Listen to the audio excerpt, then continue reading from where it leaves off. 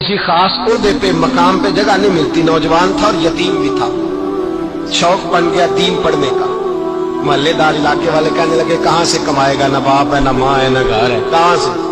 हजरत रूमी कहते हैं नौजवान ने जंगल में झोंपड़ी लगा ली। वहां वो सुबह मदरसे जाता, शाम को जंगल में रहता, वहां अल्लाह अल्लाह करता, सबक याद करता। एक दिन बादशाह की बेटी रास्ता भूल गई, जंगल में आई सहेलियों के साथ, बॉडीगार्ड भी साथ थे, पर रास्ता भूल गई।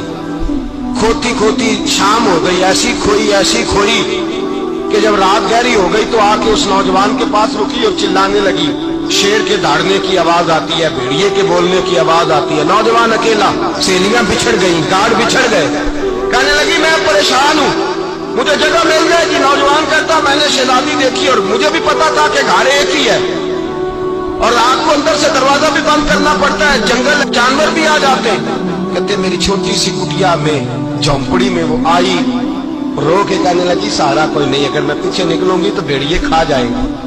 कहते मैंने उसे जगह दे दी। अकेली औरत, चिराग जल रहा है, सबक याद कर रहा हूं। मेरे नबी पाक ने फरमाया जहां मर्द औरत अकेले हो तीसरा शैतान होता है। और शहजादी, वो बच्चा कहता है सबक याद करता रहा सारी रात।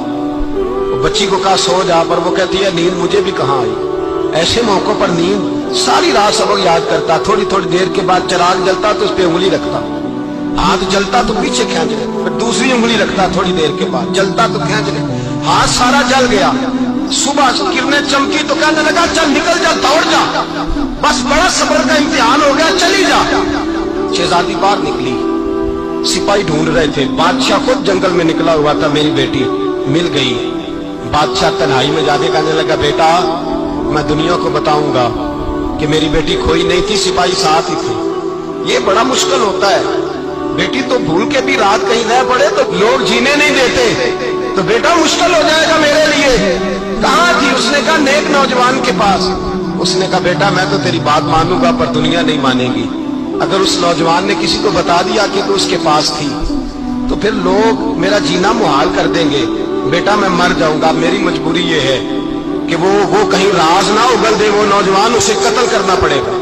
औरत ने मिन्नतें की, उस बेटी ने कहा मेरे मौसम को मारोगे, रोई। और वो कहने लगा मैं बादशाह हूं, मेरा अपना बुखार है, मैं उसको छोड़ नहीं सकता। गिरफ्तार कर लाए सिपाही।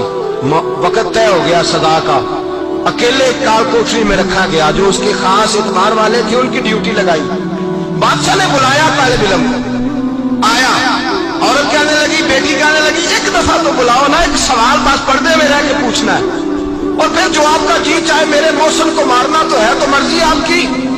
सामने खड़ा किया, नौजवान पर्दे के पीछे, औरत खड़ी हो गई। बादशाह बीच बैठ गया। बीबी कहने लगी सारी रात बेदार मैं भी रही, सोया तू भी नहीं। वो जो तू चिराग के करीब हाथ लगा के जलाता था वो समझ नहीं आई।